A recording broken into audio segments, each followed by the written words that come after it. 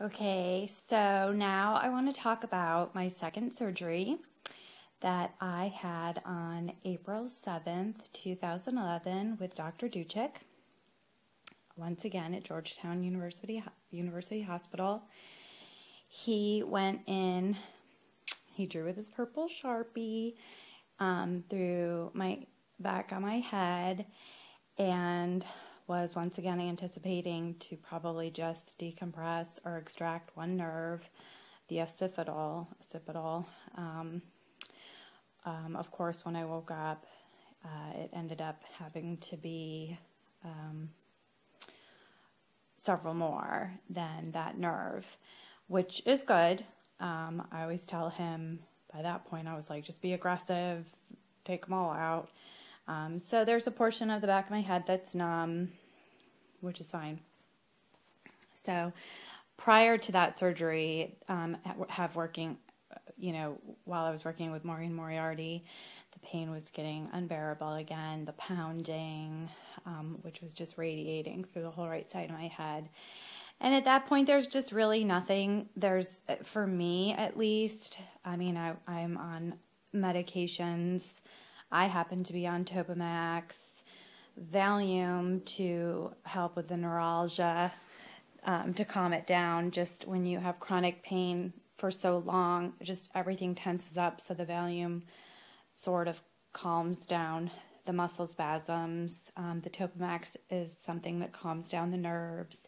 And then obviously after surgery, you're put on Oxycontin, Percocet, Vicodin, all that fun stuff that really isn't fun. So then, once again, bedridden for 3 weeks, I had my stitches taken out, and then wait 3 months. So when I went in around July, Dr. Duchik was wanting me to walk in and say, I'm 100% pain-free.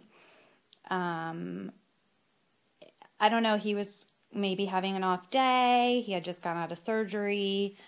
My husband was with me. I was trying to explain to him that everything else was successful, but once he said, I don't feel comfortable going back in, even though that January he had said, I have to go back in twice. Once he said those words, I pretty much blacked out, and I just shut down, because I knew, and my body knew, that I needed to there were more bad nerves. Something right here was just, the pain was just awful.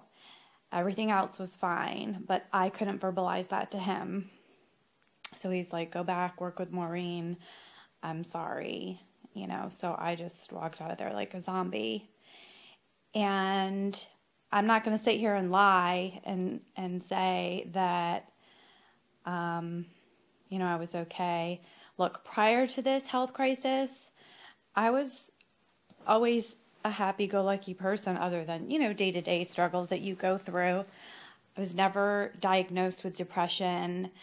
But when something like this happens to you and it is so ongoing and so unanticipated, I was always trying to keep my spirits up and, looking for the light at the end of the tunnel, and, we're going to get it this time. And, you just, laying in bed and just feeling so helpless. And I have 2 daughters that I couldn't really take care of. And, everything just becomes a blur, and my head just started to literally, my mind was like, I became filled with guilt. Like, if Dr. Duchik doesn't do this third surgery, I'm going to go somewhere and I'm going to end my life. I just don't sugarcoat things. I'm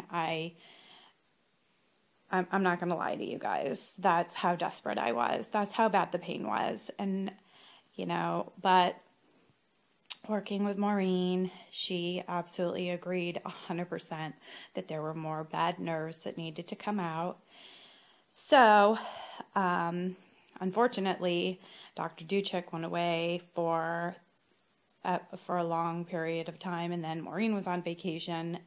My birthday was happening, which I didn't care about, and I was just in a fog. and I basically just was contemplating my next step if Maureen couldn't convince Dr. Duchek that he needed to go in another time, which it's not what occurs at the Institute. It's not like protocol. I mean, it just hasn't been done. So I'm going to end with that. And also just want to let you know that once I get through these surgery explanations, I do have recording of my third surgery. Not of the surgery, but I have a little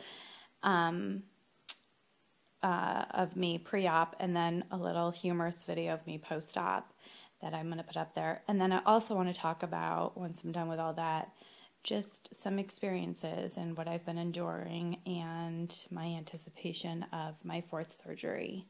So I will be discussing that too. So I will talk to you soon.